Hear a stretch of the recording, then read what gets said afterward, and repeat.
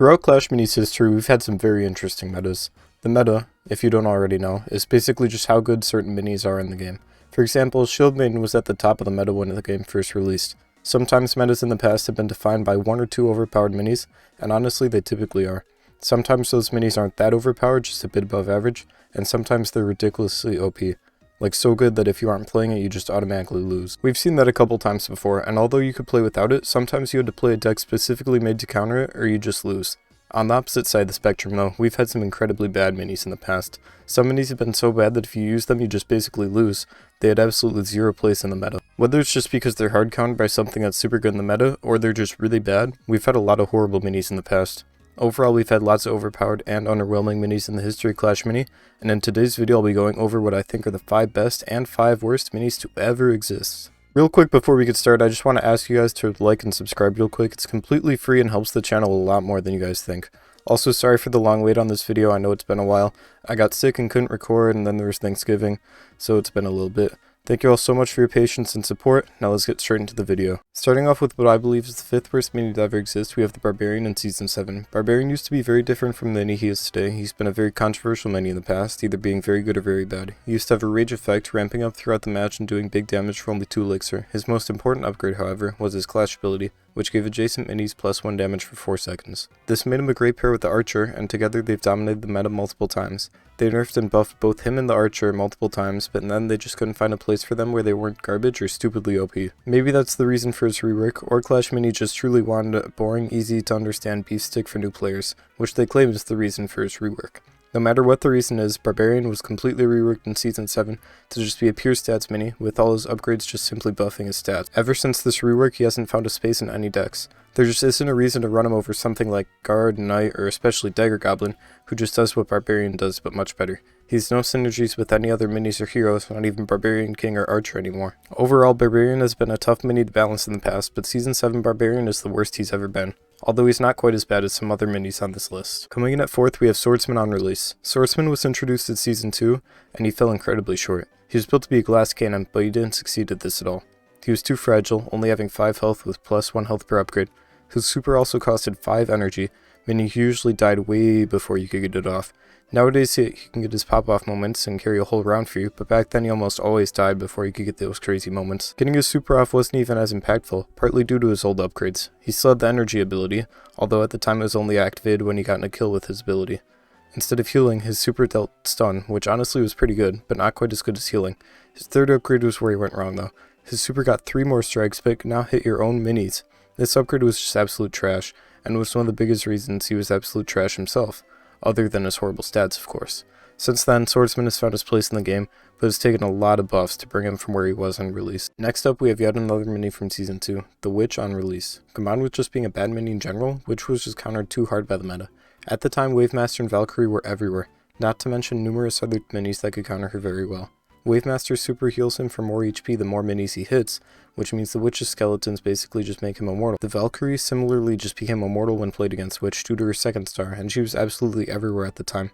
She was so good she got the only emergency nerf ever, which didn't actually make her that much worse. She was still a force to be reckoned with. Overall, Witch was absolutely horrible at the time of her release, and unplayable due to her counters being everywhere at the time. She's received numerous buffs since, and while she's playable today, she still gets countered by too many things, although she's had her moments. Now we have what I think is the 2nd worst mini to ever exist, Dagger Goblin on release. While Dagger Goblin is pretty good now, on release he was absolutely horrible. He just got countered by too much, especially in the meta he was released into. Wavemaster and Bandit was everywhere, making it hard for Dagger Goblin to keep his ability active. Wavemaster and Bandit would just leave him stunned, making him incredibly vulnerable due to being a glass cannon. While he was stunned, he's no longer glass cannon, just glass. His stats were also just plain bad. He didn't do enough damage, he didn't have enough health, and his ability was just not rewarding enough for how hard it was to activate. His upgrades weren't bad though, they give him some nice utility and his infinite boast could go crazy sometimes, but at the time you'd be lucky to even get 1 kill with him. Thankfully, Dagger Goblin received buffs just a month after his release, and now he's sitting nicely in the meta. Now, for number 1, what I believe to be the worst mini to ever exist in Clash Mini, we have Season 3 Royal Ghost. Royal Ghost has been overpowered multiple times in the past. In fact, we'll talk a lot more about him later in this video, but on release he was the worst mini we've ever seen. On release, Royal Ghost didn't have his Clash ability, instead he had a super that costed 5 energy and made him invisible. While this doesn't seem horrible, the Royal Ghost only had 4 health at 0 stars, meaning almost 99% of the time he wouldn't be getting that super off. Even if he did get his super off, he barely did any damage and attacked so slowly that he just couldn't pop off at all. The only reason he would be played at all was for his 3rd star, which gave him a clash ability that made him and adjacent allies invisible. He was only used for this clash ability as the ghost itself was entirely useless, but to get a 1-star ghost it costed you 6 elixir, as he was the 3 elixir mini at the time, which was just too much for a clash ability. Royal Ghost sat unused until he was reworked, giving us one of the 2 absolutely broken Royal Ghosts we've had in the past, which I'll get to in a bit. Now that we're done with those absolute garbage minis, let's get to the good stuff. The minis that dominate the meta. When you saw these, you would literally piss your pants. If you weren't running one of these, you'd lose, and if you were running it, you'd feel bad playing it. We've had quite a few of these minis in the past, but I've picked the 5 I think were the best. Starting us off, we have Healing Ranger in Season 2. Healing Ranger wasn't nearly as annoying as the other minis I'll talk about soon, as she doesn't really have that much carry potential or damage output. However, the entire meta was practically warped around her at the time.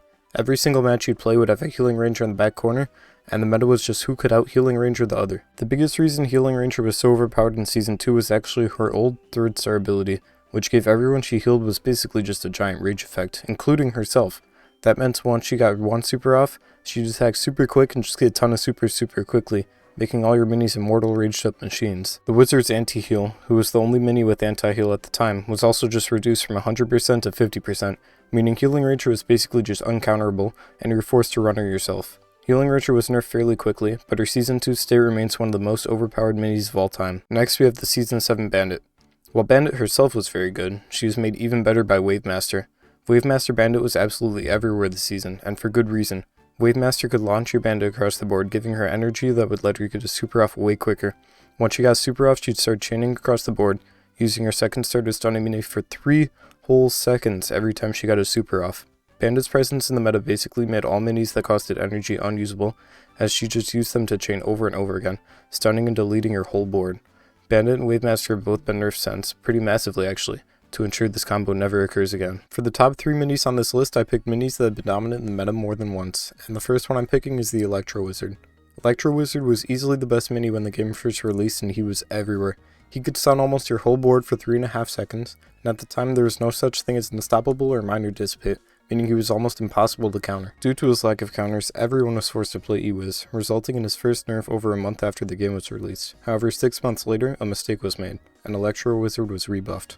He could now hit 2 more minis at max, meaning at 3 stars he could stun 5 minis for 4 entire seconds. He was now even more overpowered, especially because Unstoppable still wouldn't be added until a couple months after this. Permastun decks were everywhere at the time, until E-Wiz's stun was brought back down to 3 seconds just a month after his buff. Today, E-Wiz is technically stronger than he was on release, but due to significant counters being in the game today, such as Minor with Dissipate and Unstoppable, he's now a healthy mini. Our runner-up on this list is the Royal Ghost. You may remember how I mentioned Royal Ghost rework a little bit ago, but I didn't mention how it resulted in him being incredibly broken. His clash ability was now his base ability, and basically all his stats were increased along with that. He was now much tankier and attacked faster when max. He was invisible almost 24/7, and with his boast, that little damage you got when he wasn't invisible would just be regained.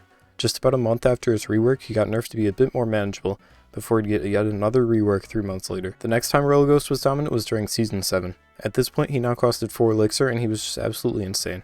One big reason he was good was the recent introduction of Frenzy Mode. In Frenzy Mode, Ghost was basically permanently invisible, with only a very small amount of minis being able to take him down. As long as he could make it to Frenzy Mode, he could 1v6 your enemy's entire team, healing himself along the way. Even before Frenzy Mode, he was crazy good, but Frenzy was just the cherry on top that made him absolutely unstoppable. Today, the Ghost's Clash ability only affects himself, and to be honest, he's not in an amazing place. I'm sure at some point they'll rebuff him and we'll have a Ghost meta all over again, but for now, let's hope that never happens. Now finally, we have what I believe to be the most dominant mini of all time. A mini who has dominated the meta more times than I can count, Archer. Archer's been a meta-dominating machine multiple times in the past, so instead of going over specific instances, I'll just go over her in general. When Barbarian was reworked in Season 3 to gain his Roar upgrade, the Barcher combo was born. Barcher was a strategy where you'd place your Archer next to your Barbarian, giving her the buff at the beginning of the match. It just so happened that they were both 2 elixir minis, making them very good with Barbarian King. Archer would just shred your opponent's backline before they could do anything, resulting in ranged minis just being useless whenever she was meta, which has been a lot. She's been nerfed and buffed so many times that I wouldn't be surprised if she was the most changed mini ever. Today, Barbarian no longer has his Roar ability, meaning Barcher is effectively dead. As long as Barbarian never gets his Roar back though, she'll likely stay in a decent place as she is now. And there you have it. Those were the best and worst minis of all time. I hope you guys enjoyed this video. I always try to make the best video I can for you guys, but as always, leave some feedback in the comments so I can improve in the future. I hope you enjoyed the video. Don't forget to like, subscribe, turn those notifications on. You have no idea how much it helps the channel. Thank you. Skeletron out.